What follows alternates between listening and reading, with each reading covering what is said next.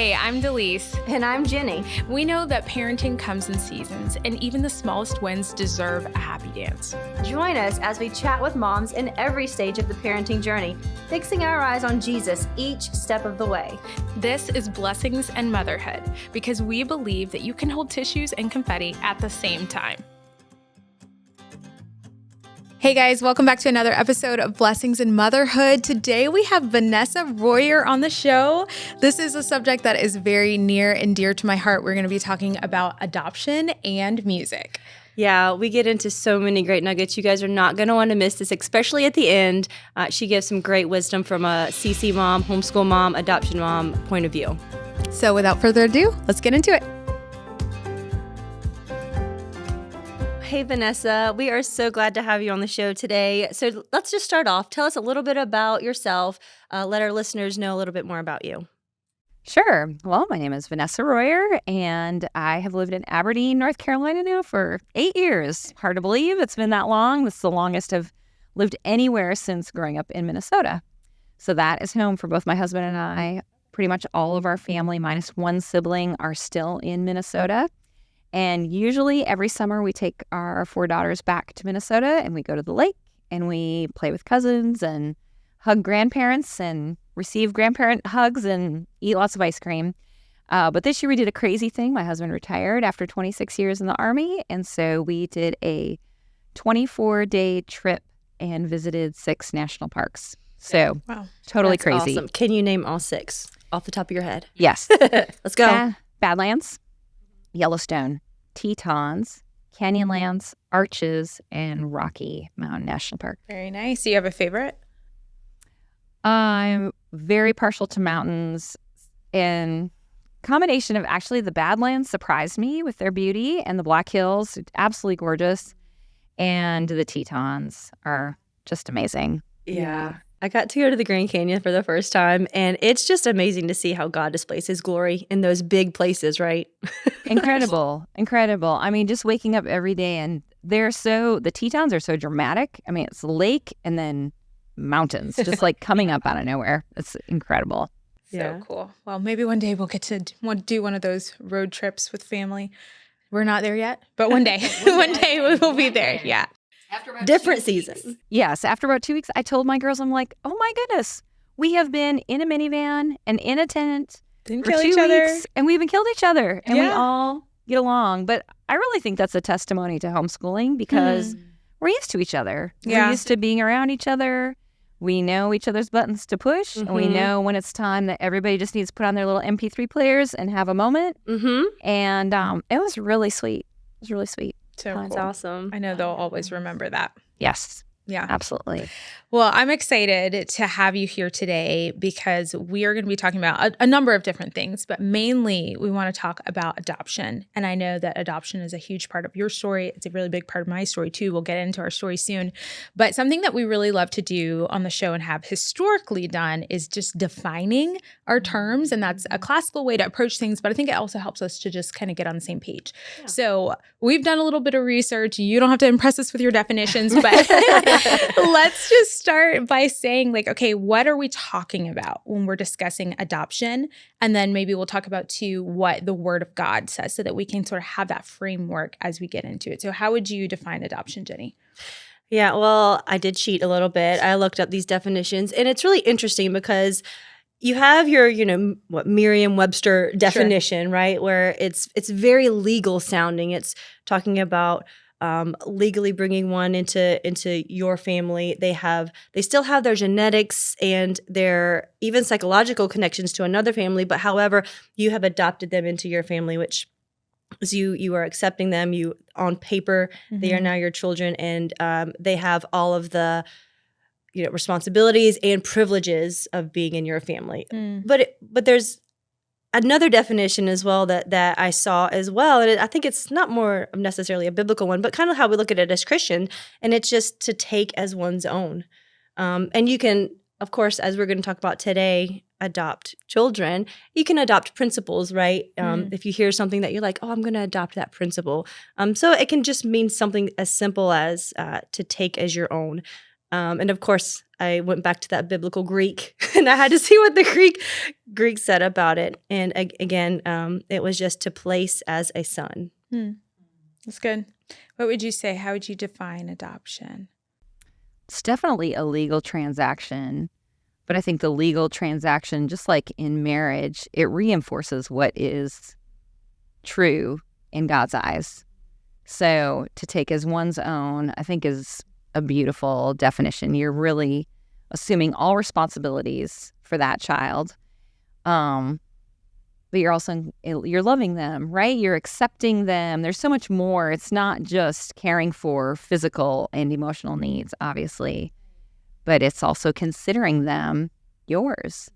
And I think one thing that surprised both my husband and I guess we hadn't done this before, so we didn't know that this was true. But their old birth certificates with their birth mom's name on were destroyed. And new birth certificates were made with our names on them as though she never existed, which there's a huge grief there. Yeah. Which I think people often don't recognize. But then there's also beauty when you think about in God's family, when we are adopted into his family, we talk about the old man, right? The old man, those former connections are destroyed in the eyes of God. And we are fully accepted. On our birth certificate, it says the name of God. And we are his children. And right when we go to heaven, we get new names that are unknown to us. So there's just this beautiful, it even continues in our walk with him of being a part of his family, that our daughters were old enough, we got to have them be a part of picking their new names. And so they each picked one of them, their middle name is Joy. They added Joy. And the other one, her middle name is Faith. And they got to be part of that decision-making process, which is so neat. But I know anyone else who has gone through even adopting an infant, and even when you have your own biological child, which we have 2 biological daughters as well, right, there's kind of this craziness. When that baby comes out and they say, what's that baby's name? I just remember feeling this weight of responsibility, even though, you talk about you're pregnant, you talk about what are you going to name this baby, and it's very exciting. But all of a sudden, that baby comes out, and you are the person who gets to name that child and then watch them grow into that name, which is just what an incredible responsibility and miracle all in one, right? Oh, yeah. It's really neat. It is so neat. I love that you brought out the biblical aspect of it and how we as believers can relate. There's so many aspects of adoption that you only understand if you've been through it, but there are certain aspects of it that we do see modeled in the gospel, or rather, I think I would say we model from the gospel. And what you just said about that definition made me think about a verse that I was reading earlier in Ephesians, where he said that he's predestined us as sons. And I was trying to wrestle with whether or not I felt that adoption was God's original plan, if that makes sense. And I think we could easily land on both sides of this. I think it's a both and. So let me spoiler alert and get to the end of it. I think it's a both and. But when I was trying to find biblical support for it, I thought of that verse that said he's predestined us as sons. So we know that even before we were born, before the foundation of the world, God intended for there to be an adoption of sorts, that Jesus came as the second Adam, right? So we have a first Adam, our first father, and there was sin in that bloodline. And so he had to come as the second Adam to fix it for us so that we could be restored. But at the same time, we know that God's ideal for every family would be for you to have what he originally gave you, right? But there are things that happen, whether it would be trauma or just different circumstances that make it so that unfortunately you have a first family and now you have a second family. And that's, again, where we have that tension coming in. But I just thought it was so beautiful that I could see that, even God had this idea of adoption, and he's chosen us, and that choosing your next child thing is just so beautiful to me. And before we move on, and just laying this foundation again, another thing I was trying to decide was like, okay, where are some really good examples in the Word of God for adoption? And I thought about Moses. And real quick, I'll just say, and we can tell our stories later, like I said, but my family, my original family, is formed through adoption in that my two oldest brothers were adopted before I was born. And then I have a younger biological brother as well. And when I think about Moses, he was adopted, as we know, by Pharaoh's daughter, but he also had that dynamic of his first family, which I think is so cool. And I'm sure he had tension there. And we see in the Word of God some of the tension that he went through, but how beautiful it was that the Lord allowed him to be adopted and purposed for him to be adopted so that he could bring the Israelites to freedom, right? So anyway, I just think it's so cool when we have that foundation, because it is so nuanced and it can be really difficult to navigate, but it's also just a beautiful thing. Yeah, I do. And it makes me think of a question, especially for you, Vanessa. Was there any verse that you kind of clung to as you guys were thinking about adoption? And I know we're going to get into your specific story too, and maybe this can lead into that. But did you go anywhere in the Bible as you guys were talking about adoption, thinking about it, praying over it? Not necessarily. We talked about wanting to adopt even before we were married, and thought that would be a part of our story. We did not think we would ever do foster care. And so I think that was a surprise. But my husband really has a heart for service and wanted to fill a need. And I think as we researched adoption, we discovered that babies, by and large in America, they are going to be adopted. But children who come from a more broken situation or sibling sets are going to be much harder it's just more difficult to find a forever home for them. So as we were doing our own research and had some of our own trials within that, we discovered in order to really fill a need, this is a place where we could fill a need. And we were able to take a sibling set. We were open to children who were older. And so that opened us up. My husband was more like, we can do this. And I was like, I don't really want to do this. I didn't want to say hello. Just like everybody expects about foster care, I didn't want to say hello and goodbye. And I didn't want to, adoption feels much more final. And so with our daughters, we did not go into it thinking that we would adopt them. We thought we would have them for a short time. And then their bio mom situation was just such that she could not care for them. And so we gained custody of them first, and then it took us about 4 years until our adoption was complete.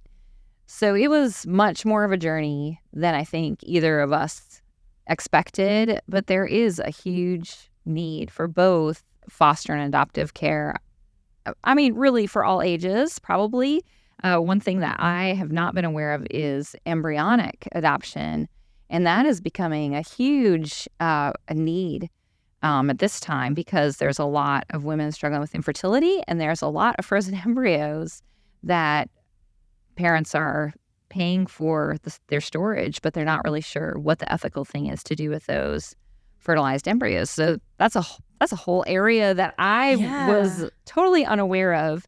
But I have some friends who've done an embryonic adoption, and you do a home study, and you go through a lot of the same things that you do when you're going to adopt children. So there's a lot of places where believers can place themselves into a spot of being able to fill needs for children who don't have a forever home. Yeah, that's awesome. Well, go into your adoption story. Tell us a little bit about that journey, and get as detailed as you want. Well, we actually had a failed adoption. So we tried to adopt a baby, and long story short, basically the lawyer was corrupt. And in the U.S., different states have different laws regarding adoption, and oftentimes adoptive lawyers who are corrupt, in this case, they can use a state that has more lenient laws for adoption as a way to basically help really unstable moms to have their children adopted. but maybe it's not their choice. Maybe not. That's not the best option. They don't have, because we were working with a lawyer, there was no social worker to walk alongside that mom and see if parenting was even an option for her. And so, long story short, she was very unstable, and the lawyer dropped her as a client, and then she dropped us as adoptive parents. And we were willing to work with another lawyer, but she was done and was not really in a place to entertain that. At this point in time, because the laws of that particular state were very lenient, we had spent a lot of money, and you don't really know. Some states have very strict rules about where your money goes. This was a state that had very lenient rules. And so your money is just sort of siphoned to that birth mom, and with no sort of stipulations about how that money is spent. I mean, you're hoping that she's caring for herself, and we hope that enabled her to care for that baby. I think, I tried to look her up on Facebook a few years ago. We think that she kept that baby, which, if she was able to parent, that was great. For us, it kind of moved us into this place of, okay, where is there truly a need? Maybe this is not the place where there's truly a need. We were in a situation where we had 2 biological daughters, so infertility was just not an issue that we really had to wrestle through. This was more of an issue of, we just want to be able to help. Yeah. And I talked to some other Christians who were in the adoption world for a long time, who worked in that business, and they just said, we really think that your heart is for foster care. So we found out about an organization called Jonah's Journey in Tennessee, and they worked primarily with Tennessee Women's Prison, which is right outside of Nashville, and helped those women to have a place for their babies while they were in prison that was not foster care. About 75% of incarcerated women grew up in foster care. So that's the last place they want to put their child. So we trained with that organization, and within 5 weeks, we had a phone call. We have 2 little girls. Can you take them for 3 months? And my husband and I said, yes, absolutely.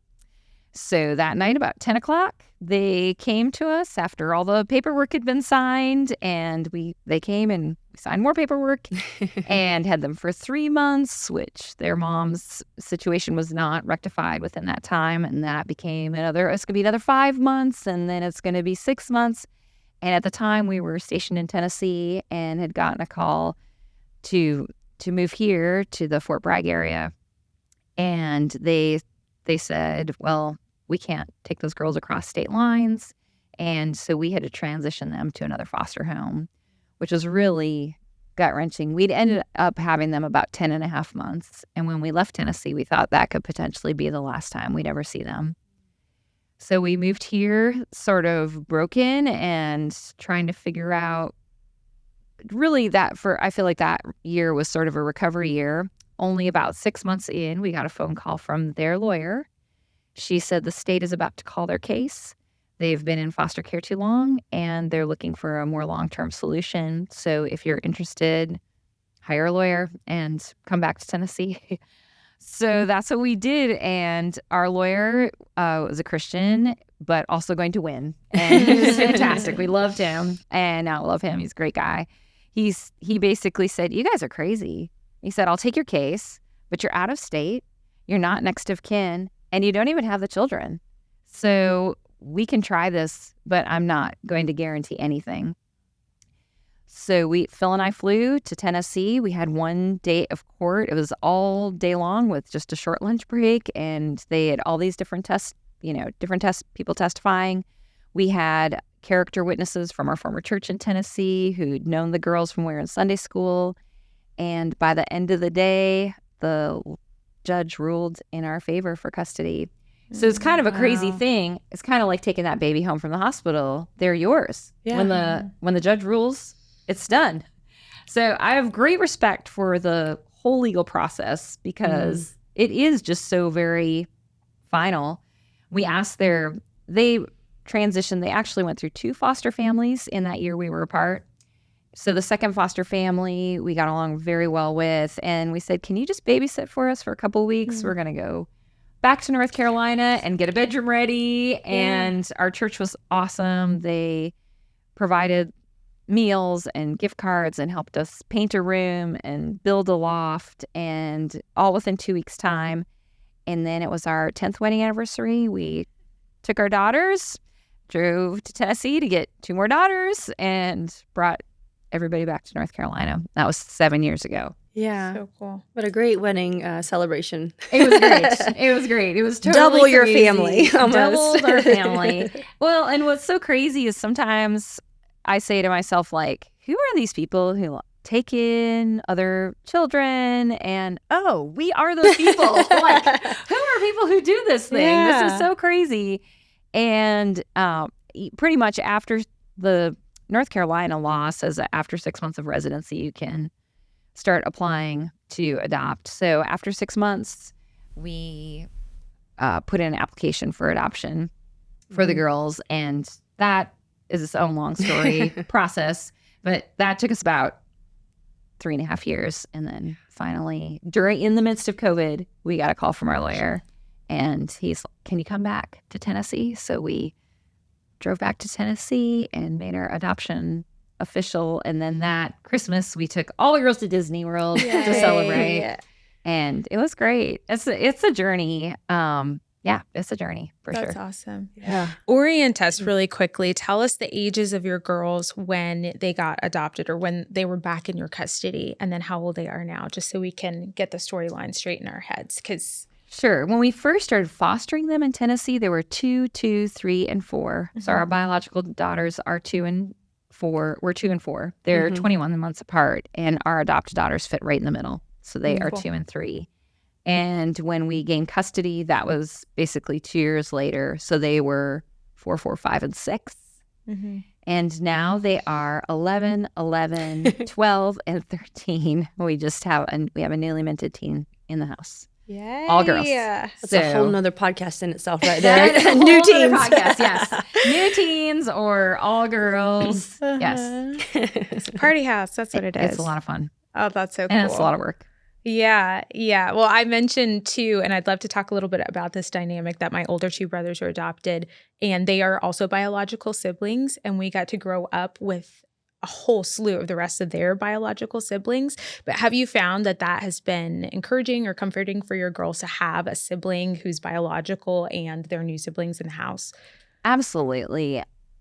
Yes. And there are moments where I will see the biological sets. I think when we first got custody of them, again, I would see the biological sets play separately. Sure. And as a mom, I felt like a bit threatened. Like, is this how this is going to be? Are all 4 of them ever going to get along? But they all have camaraderie together. They will split off in different groups.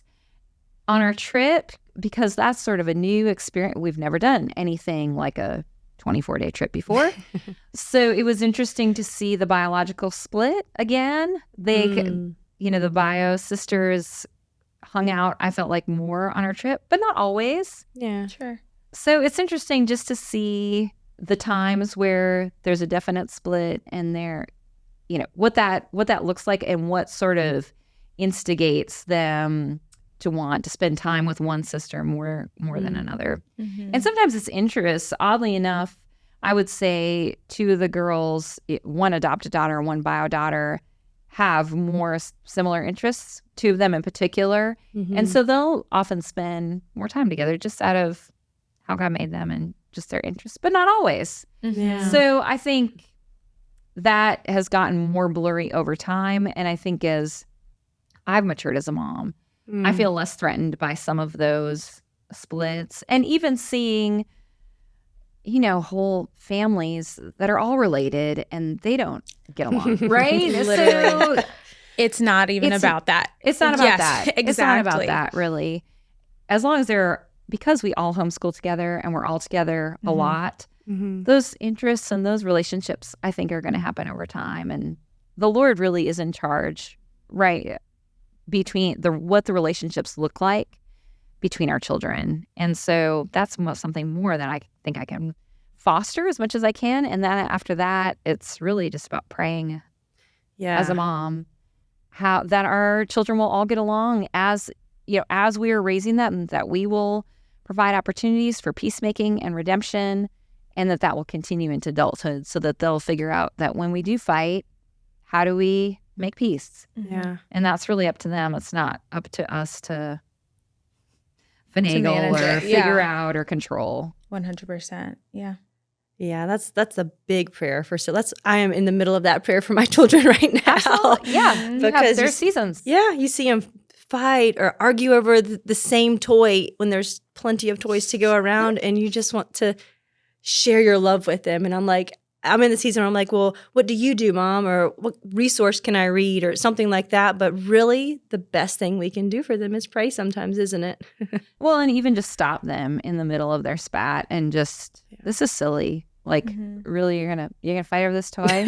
Let's just stop and, there's seasons where the toy just needs to be taken up. And there's just seasons where, okay, let's stop and pray. This is a continual conflict between the two of you, and how are we going to work through this? This isn't going away, or every situation's a little bit different, but you never lose as a mom when you take things to the Lord. Yeah, Amen. yeah, Right. That's a quote right there. Exactly. And I think you're highlighting that kids are kids. That was something I was talking to my mom about, the fact that we were going to have this interview, and her kids are like 35, 36, and late 20s.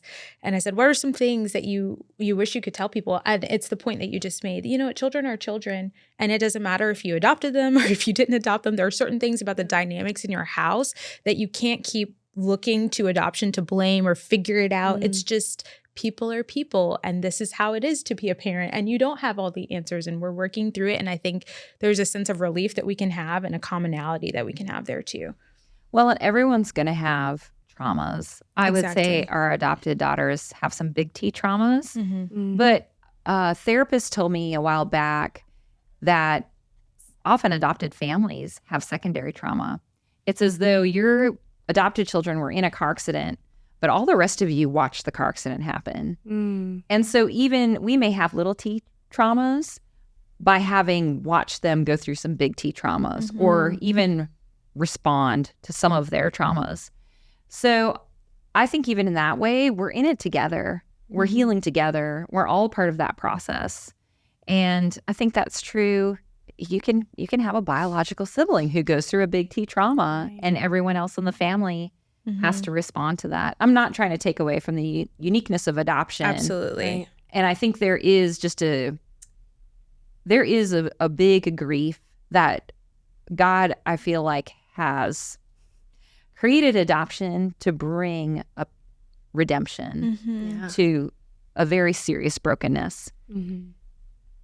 However, we can all relate to some trauma. We can all relate to some trauma, and we can all grow in our empathy for each other in a common way that's unrelated to adoption. All right, listen up, Blessings in Motherhood families. Mark your calendars for our annual National Events Weekend from May the 2nd to the 4th, 2024 in sunny Southern Pines, North Carolina. This is presented by Classical Conversations Foundation, and it's a time for CC families from around the nation to experience together 3 full days of events, learning about classical education and celebrating the hard work of fellow families on the homeschooling journey. Some of the major events in the lineup this year are our beloved National Conference, where you can hear talks from homeschool leaders like Lee and Robert Bortons and listen to a graduate and parent panel. We've also got National Commencement. This is our official graduation ceremony for Challenge graduates and their parents. And last but not least, we also have National Memory Master. This is a championship where 16 Foundations finalists will compete for the esteemed National Memory Master title and a grand prize of $10,000. Plus, there's also a ton more on the agenda, from food trucks to fun celebration and even an outdoor adventure camp. So if your family hasn't yet been to the National Events Weekend, this is definitely your year to go. Again, the dates are May 2nd through the 4th, 2024, and registration opens November 1st. So to learn more, visit classicalconversationsfoundation.org, and we hope to see you there. Well, if you could give any type of encouragement to moms out there who might be in the adoption process or thinking about the adoption process, or maybe towards the end of it and they're about to send off, what would you tell them? Well, we actually have a mom, and in our community, we have, I think, 7 or 8 adoptive families. Cool. And not by plan. It just, the That Lord is has crazy. just The Lord did that. orchestrated that. Yeah. One who is getting ready probably within the next 2 months to go and pick up her adopted sibling set. Oh, wow. And so I just told her, rest. Right now. That's real. Rest and prepare and pray, and to not, obviously you want to prepare, but you don't know what these children will be like, and you won't. She was very concerned about, I want to make sure I have the right recipes so they can have some comfort food from their home country. And I think that's so admirable. Maybe they won't want the food from their home country, and maybe they'll really love American food. And then you've spent a lot of time, doing that. And it doesn't get used. Or, maybe that will be a real comfort, but you just don't know what to expect. So I think really having hands open, praying, asking the Lord to just prepare your heart. And it's a lot of unknowns. It's a lot of unknowns. And it's a real stretching, not all the time, but I would say there's always a consistent level of, just like parenting is, there's sort of a consistent level of growth and stretch that you go through as you grow into parenthood. Yeah. That's good. And on the flip side, what would you say? I know you're still very much in the middle of raising your girls, but what are some of those big blessings that you know that you've gotten from just being in this season of life and having them in your life? I think being empathetic is huge. I would say our first Christmas we spent with our daughter's bio family, and that was very eye-opening. I would say we all have more of a heart toward broken families and broken homes than we would otherwise. I would say we have a better understanding as a family. I would say we have a better understanding of what other families' lives just may be like. You sort of grow up in your family and you think, oh, this is what everybody's family's like. This is normal. This is normal. And you see another family that has some brokenness, and, whoa, maybe I can be more thankful to God for some of the blessings that I've presumed upon. Or maybe there's a place where I can serve in this area, or just really opens your eyes and your heart. So I would say empathy, growing all of us. I could see in my bio daughters for sure a softness that maybe wouldn't be there otherwise. And I would say also that in some ways, adoption is really hard. And then in some other ways, it's not as hard as what I expected. Like your mom said, kids are kids. And so I think we sort of put like, oh, adoption is really, it's overwhelming. And how could I have other kids in my family that are not biologically related to me? And what could that look like? But at the end of the day, right, we're doing the same mom thing. We're getting up, we're making meals, we're correcting, we're disciplining, we're teaching, we're giving hugs. It's kind of just an extension of what you do with your biological children. It's not that much more or that much different in a way. It's not that much more of a stretch. I wish people would be more open to just, we have a pretty healthy, I think my husband and I sort of presumed upon even our marriage, but when you, comparatively speaking, we have a pretty healthy marriage. Even if we're doing, I think I heard one time, as a parent, if you're just doing 60% of a good job, that's good enough. That's good enough for your kids. Just 60% good. Doesn't have to, but we, how it goes. We look at Instagram and Facebook, and I just heard I really admire Sarah McKenzie with the Read Aloud Revival, and I just heard her say that homeschool moms, they don't just look at one Facebook mom or Instagram mom, but they make we make a composite. Yeah. Of this mom who does this really well, and this mom who does this really well, and this mom who does this really well, and we think, all that is one mom that we all have to be, but really it's just 60%, which is just a little bit better than half. Yeah. So if I screw up a lot, guess what? There's opportunity to say, I'm sorry. Yeah. There's opportunity to say, please forgive me. There's opportunity to be a lead learner. Guess what? Mom screwed up. and she can learn too. Yeah. There's an opportunity for humility. And what a great place to be in. Mm-hmm. To be in that humble lead learner, soft, gentle, moldable place for the Lord to do his work in our hearts. Mm-hmm. Yeah. Because the ultimate goal is for us to all become more like Christ. Yeah. Right? That's what the ultimate goal is, right? That's God's goal. Mm-hmm. So what a great place to be in, to do a really hard thing, which homeschooling is a really hard thing. Mm-hmm. Adoption can be a really hard thing. Yeah. Dealing with trauma in and out can be a really hard thing. But God can redeem all those really hard things and be doing a really beautiful thing in our hearts, in our children's hearts. It's better to err and repair than never to have erred at all in a lot of cases. Yeah. And so if we screw up, we can say, I'm sorry, please forgive me. Yeah. And, you know, you made me think half the time our 60% is probably 100% to them. You know, they don't see these other things that we see, or that these things that we're trying to put on ourselves. They just see, hey, mom is sitting on the floor with me playing Legos. No matter what I might be feeling bad about, I burnt breakfast this morning. I did this. But they don't see all of that, right? And I love that picture. That's what you made me think of during that.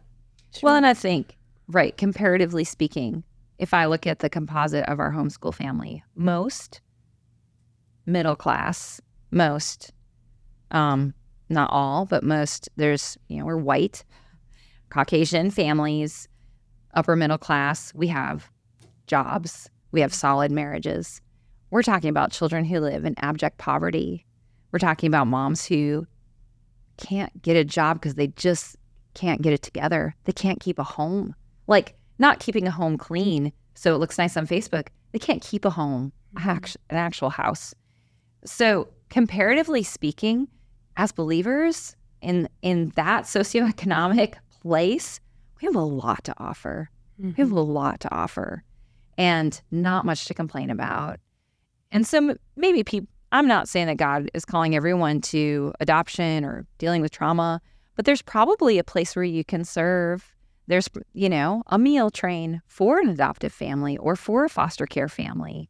Or actually, my husband just finished this Wholesome Fellowship with the Chuck Colson Center. And part of that is writing your ministry plan for the next 5 years. Basically, they want to know what we've poured into you, how are you going to use that in your church, in your community?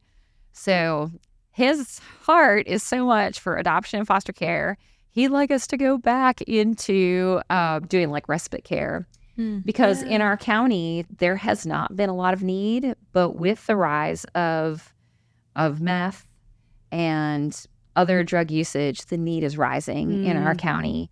And they don't have enough families. They don't have enough families even just for respite care to cover for a weekend. Or if a foster family wants to go on vacation, is going out of state, they can't take their foster child with them.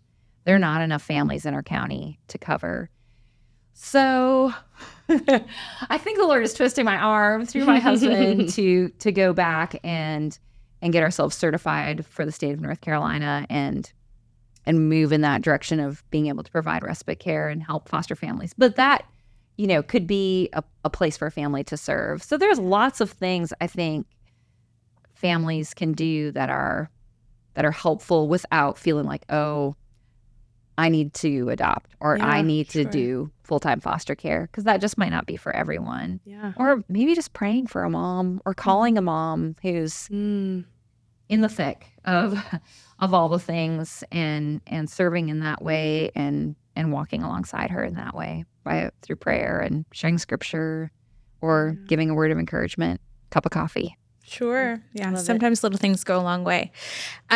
Before we transition from this conversation, have there been any resources, books that you've read, just things that have been really helpful to you in your journey that you might want to share? We are real big fans of TBRI, which stands for Trust-Based Relationship Intervention. It's The Connected Child, written by Dr. Karen Purvis. Her resources are fantastic. And so she has a study, obviously the Connected Child book, but there's also like Connecting Families, I believe, is a great website.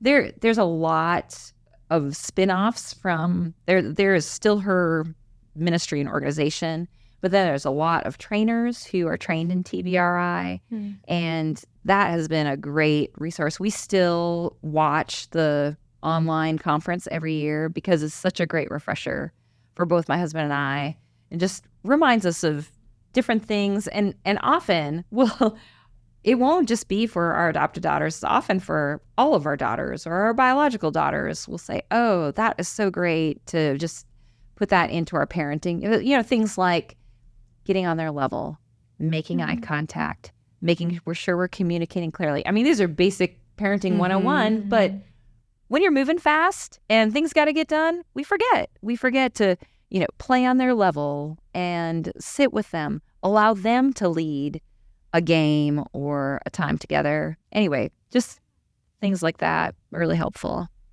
So I know I said that we were going to get away from this topic, but I actually do have one more question, because there is another dynamic that I think a lot of parents are trying to navigate, and they need more community. They need to hear from other moms who are in the situation that they are in, and that is transracial adoption. So when you're adopting someone who's not the same race as you and what that looks like, can you talk to us a little bit about that dynamic and what race your children are?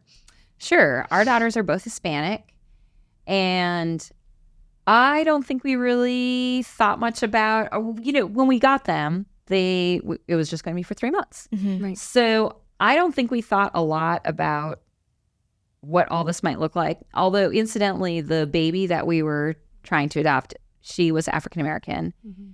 So I don't feel like it was a big issue for us either way. I think we both thought about how can we honor whatever their cultural heritage is. So that is still a continual conversation about, you know, we talk about learning Spanish, and we talk about when they turn 15, having a quinceañera and having influences in their lives that are Hispanic. We also, in our community, incidentally, have Spanish speakers, 3 Spanish speakers. Cool. And so we tried to do Cinco de Mayo this year. It did not work out. I think it's going to be a Julio, Cinco de Julio or something. It's moving away from May. It didn't work out in May.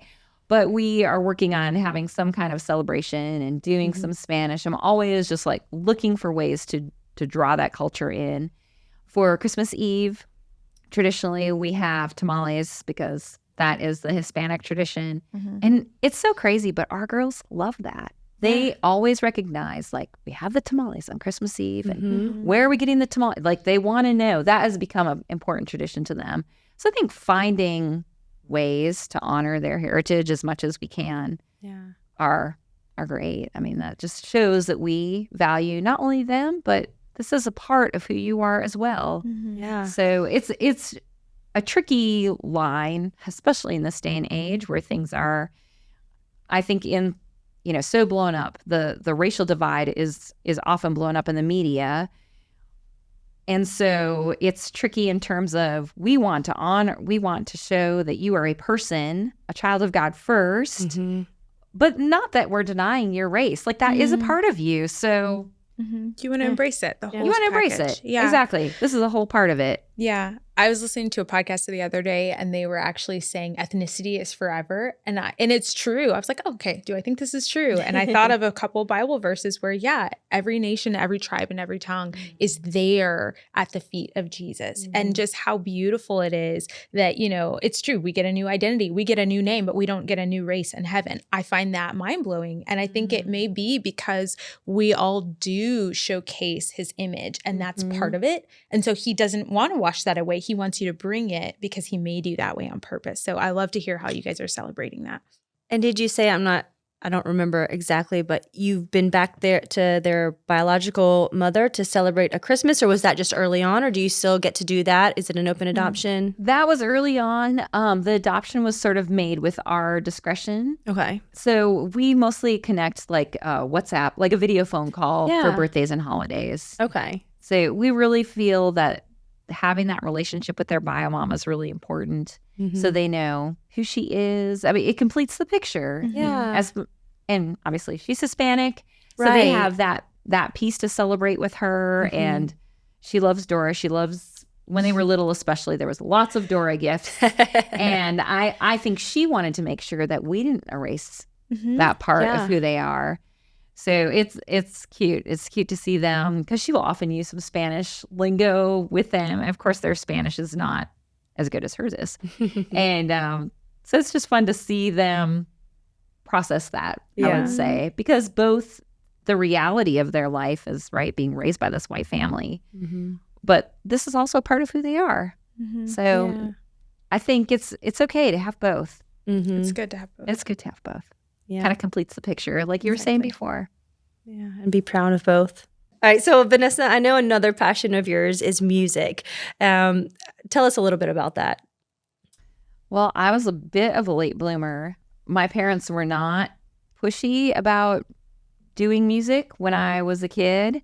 I got a solo when I was in third grade for the third grade musical. There you go. I was Leo and a lion. So it's my claim to fame. Can you still sing the song? Yes. Would you like to hear it? Oh, wow. Today the jungle, tomorrow the world. You go. Tomorrow the world. Anyway, that was third grade. And then I had a lead in the sixth grade. It was always the third graders were the roles for the elementary musical. And then the sixth graders had all of the roles. So then I had a lead in sixth grade. And my sophomore, junior, senior year was always really involved in musicals. But it really wasn't until my junior year in high school I made all-state choir. Nice. And that was just it was about also the time I came to Christ. So lots of things sort of happened all at once. But just realizing that I had a gift that was sort of more than, it was a gift. Like that could be cultured and finessed and grown. So I went off to college knowing that I wanted to be a music major and eventually decided I wanted to be music ed. I had a cousin who was just a music major and he said, never be just a music major because it's really hard to like do something with it. But if you have music ed, you've always got that teacher background, that teacher training. So that was my degree. But I didn't want to teach music in public school because I saw how my colleagues just really struggled to really, it was always sports versus music. And so sports got all the attention and music, you're always fighting for time and a program and money. And I thought, I don't want to do that. So basically, my musical gifts have always been used in the church.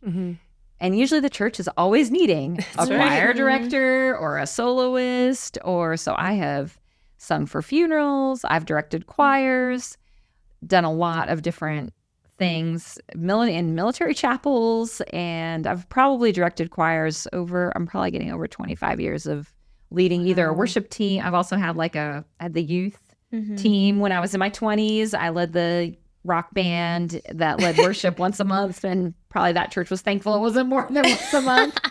And we had a guy who played electric guitar, but he was old enough to be my dad, so he was thankful to have an outlet to play electric guitar in that church once a month, which is about all that church probably wanted to play electric guitar.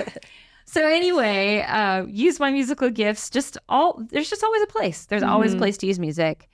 And when our oldest turned 5, I found a lady and I were talking at a women's social, and she said, well, I teach piano. And so she started piano at that time, and everybody else has just kind of followed suit. Yeah. So right now, everybody's taking Suzuki piano and has been, I guess that means the oldest has been 8 years of piano for her. And I started taking cello 2 years ago because it just sounded like fun. And I'm past my mid-40s now, and I thought, this is the time, right? Right. This is the time. Yeah. And all the girls are learning. I thought, well, it's a great opportunity for mom to be a lead learner. So I picked it up, and I played trombone in high school. So reading the bass clef wasn't too hard. You played trombone too. Hey. I played trombone all the way through high school in my first 2 years of college.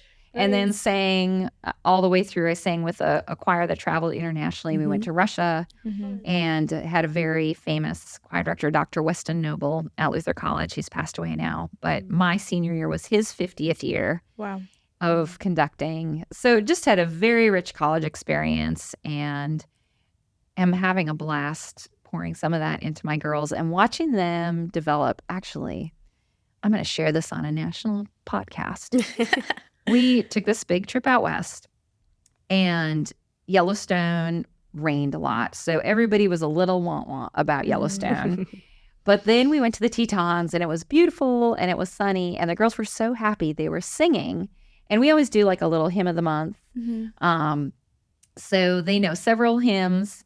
They were singing in 2- and 3-part harmony. Every hymn that they had ever known in our little cabin. We'd gotten a tent cabin in the Tetons, so they were happy to not be in a wet tent, be in a tent cabin, and they were singing, and it was like, just bless my mama's heart. It was like one of those just moments where you're like, oh, they are learning. They are doing a thing. Like everything I'm pouring in is not, it's actually making a difference. That's right.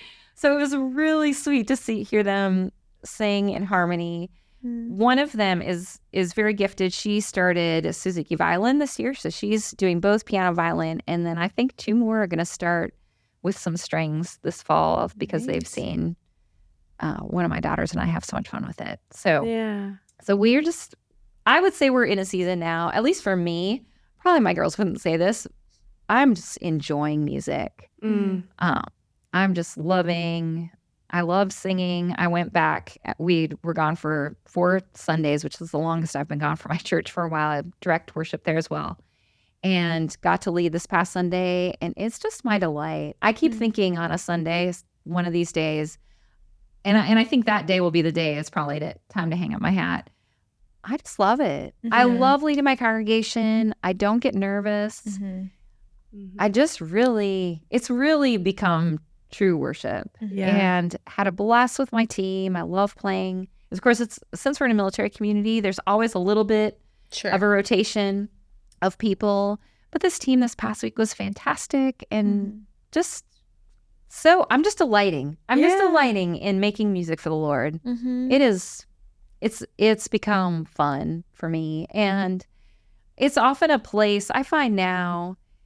It's a place where sometimes I'll find I'm struggling with something, or something will have been hard, but there's not an emotional hanger for it in my week. Like life is just, it moves. And so, and I'll find on a Sunday, there'll be a song and there'll be a line, or I know it happens when you're in the congregation, but it's also happening for me as a worship leader. Where I'm in a place now where I'm not necessarily so tied up with details that I feel like I can really be truly worshiping, and I see it by evidence by the Holy Spirit. Or sometimes I'll look in the congregation and I will see someone worshiping, and that encourages my worship. It's just, I feel like I'm in one of the neatest places, not because of anything I've done. It's just where the Holy Spirit and the Lord and the gifting that we have, the gifting that I have in this area is just all come together, and it's pretty great. It's beautiful. It's pretty great. Yeah. I'm also a worship leader, and it's cool to hear how different people's musical stories have similarities and then differences and stuff like that. And I won't, for the sake of the show, I won't tell my whole story, but we have a lot of commonality there. But to what you just said, I'll say that I can completely relate to how freeing it is to, I don't want to use the word master, but to become excellent at your craft. And I want to say that on this podcast to moms who are also intentionally teaching, because I think sometimes when we're in the grind, you just said you went through school. I also went through school. We and my family always had to have an instrument. There's a lot of just that basic learning that sometimes isn't necessarily fun. But if you put that foundation in, then you can get to a point where you're past that and you can experience it in a way that you could barely describe. You know what I mean? It is truly a gift, and it was worth all of the time and all of the years. And yes, a lot of it, I think the Lord can meet you while you're learning, and I'm not saying He won't, but I'm also saying it's worth it to keep perfecting and to keep going. And it is a beautiful vantage point to lead your congregation and to hear the Lord speak to you, because you're not thinking, wait, what are the next words? So like that simple preparation, I think you can take it for granted, but it really is the foundation of everything. So thank you for sharing that. It's very encouraging. Yeah. I hope that encourages moms to just keep working at what you're passionate, Mm-hmm. because it's so easy to get wrapped up into our children's education and to identify with that. And it's so good to just have an outlet that we love, that our children can see. Mom isn't just a teacher, and mom isn't just a mom, and mom isn't just a wife. Mom has other giftings. Yeah. And mom likes to do new things. And I think the cello thing, the girls and I had a really good talk about it not that long ago. And I just said, I think it was recital time. I was so nervous.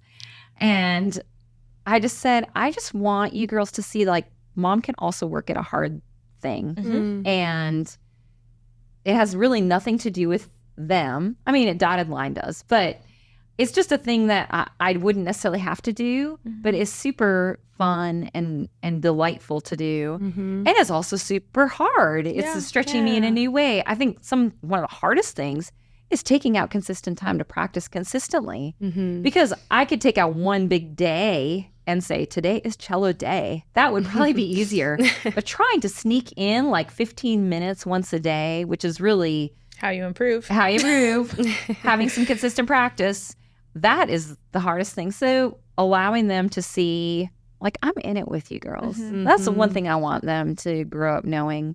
You're not alone learning, and I'm not this dictator over you, but I'm with you in this homeschool. That's right. We're together in it. And that's a beautiful thing, I think, when we can get our homeschools to that place. You know, some homeschools have a family business they all do together, and or some do a bunch of, you know, adventure things together.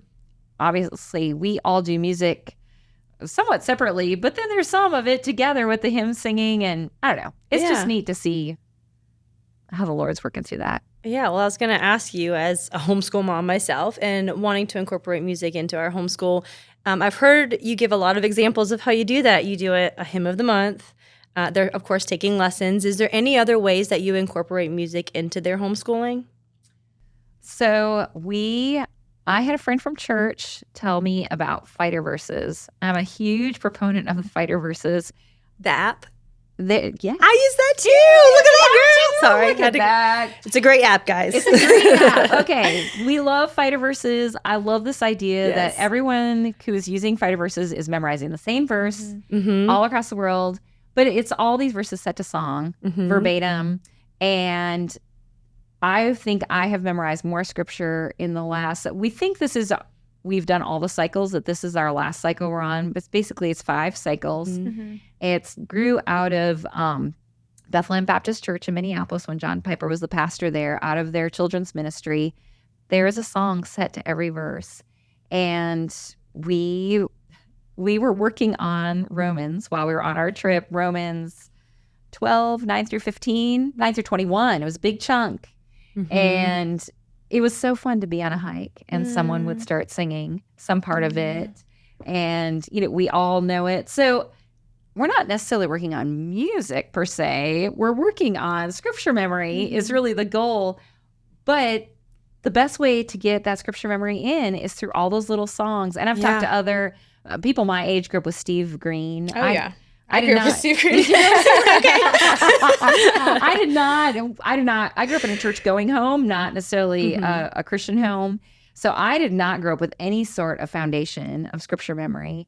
But I'm amazed. My girls will talk about times the Lord personally will bring back those specific verses. Yes. Yeah. And it's incredible to me. And he will do the same for me.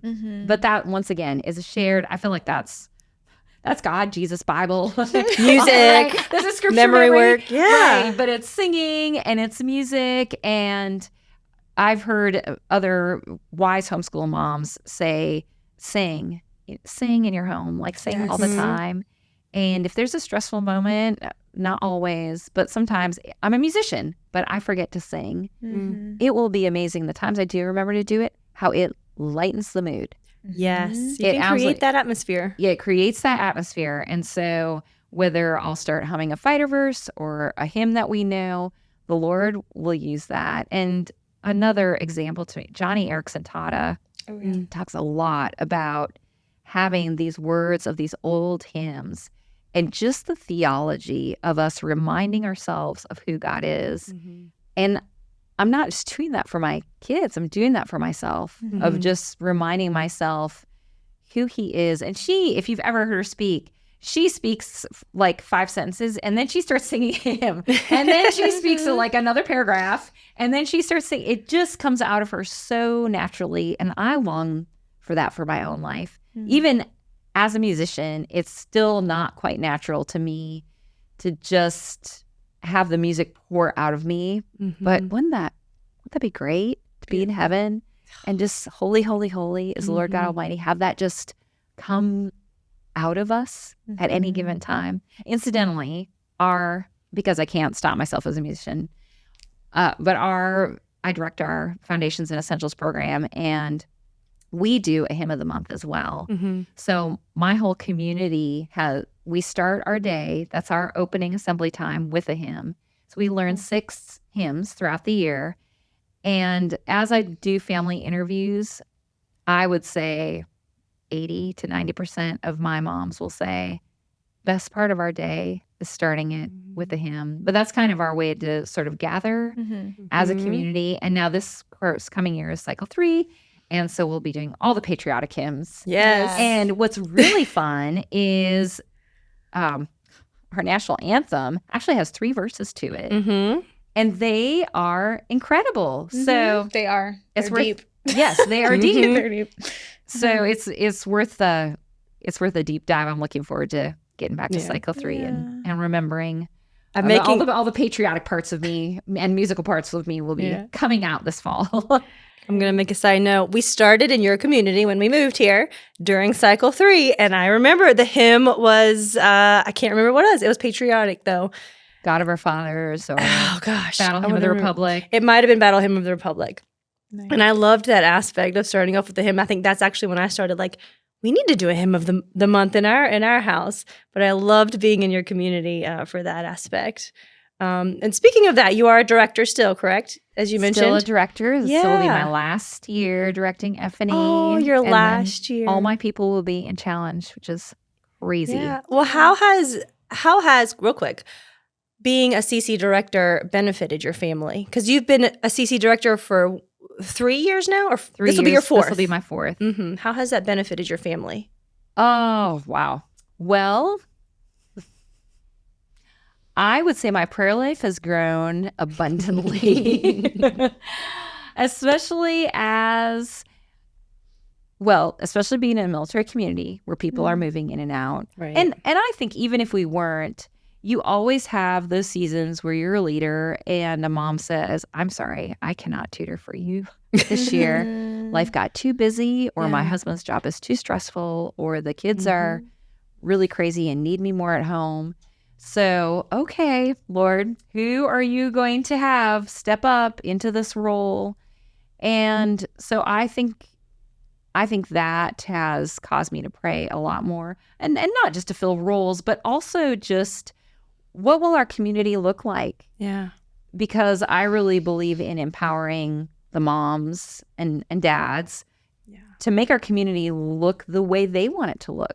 So I'll just say, hey, in the past we've had a pizza mom who's done pizza once a month-ish. Who would like to be the pizza mom? And if nobody wants to be the pizza mom, we just don't do it. Yeah.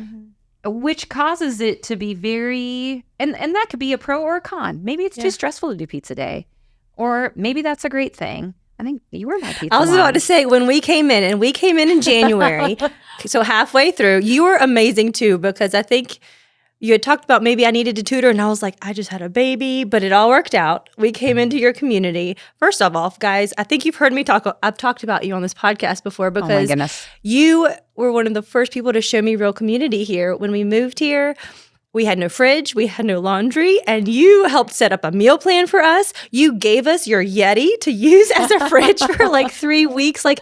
It was amazing. And I was actually really glad because you lost a pizza mom, and I came in and I was pizza mom. And you were pizza mom. And it was so fun because that's something I could do at that time because, I had a newborn. We had just moved. We were getting kind of into the community, brand new community. But I was like, I can coordinate pizza. I can order a pizza. And it was something that I felt like I could give back to you for being so kind to me. Oh, well, that's awesome. super sweet. But that's what makes your community your own as a director. Yeah. And really not just for me, but for the moms. This is what community looks like, is what you want to make it. And there are seasons where everybody can pitch in and help. There are seasons, actually, the year after COVID was much harder on our community. We had many families that were sick, and we had to have lots of subs. I mean, I had one mom who was like, I'm not going to tutor this year. I think she tutored 6 out of 8 weeks because there were so many sick people. So you just never know what the Lord is going to do. And I think I've learned a lot about just letting go and allowing him to work, and trusting him when people are going through hard times. I would say the hardest as a leader, and I think this is just in general, is when people say, I'm going to do this thing, and then for whatever the reason, they can't. At least for me, I just feel like, well, then who's going to do that job? How is the Lord going to provide? And so just being able to trust and say, okay, Lord, you know what you want this year to look like. You know what you want our community to look like. I mean, sometimes that means like families. I just have 2 families that are unexpectedly moving. They've already paid their money and had roles, and we're looking forward to this fall. So I think just being able to trust that God is going to do what he's going to do. And even with who's in what class, of course, my moms are all very close, and they all want to know, is so-and-so We all do. going to be? Yes, everybody wants to know, is so-and-so going to be with so-and-so? And is my, child going to be with their friend, blah, blah, blah. And so even encouraging my moms in that, like, this may not work out the way that you think it should or the way that your child should, but maybe God's going to surprise you. Maybe God's going to surprise you with a friendship with a mom that you didn't expect because you didn't know that your children were going to be in the same class. Or maybe God is going to surprise you by a child that maybe you didn't like is in your child's class, and yet they end up being the best bud. Or God just does something unexpected in that friendship that you didn't expect. You never know. Yeah. You never know. And so I think that's the biggest lesson I've learned as a director is me leaning more into the Lord, and then being able to extend that to my moms and say, let's just trust the Lord in this. Let's see what he's going to do. He's going to do a thing. That's beautiful. Well, Vanessa, we could talk to you all day long. Gosh, yeah. This has been so fun. Thank you so much for being on Blessings in Motherhood today. You guys are great. Thank you so much. Thanks for this time. Well, you guys, this was so much fun. Vanessa just had so much wisdom and really made me think about adoption, honestly, in my mind, and how can I even just support other adoptive moms? Maybe I don't have that on my heart to do, but how could I be a support or a resource or encouragement to them? Absolutely. So we hope you enjoyed the show. If you did, please make sure to share it with a mom. I feel like there's something in here for everyone, whether you are homeschooling, thinking about directing and tutoring, or if you are just trying to get your house to be a more musical place. Make sure you share it. And as always, we are over on social media and would love to hang out with you there. So you can check it out at Blessings in Motherhood. We'll see you next time, guys. Bye.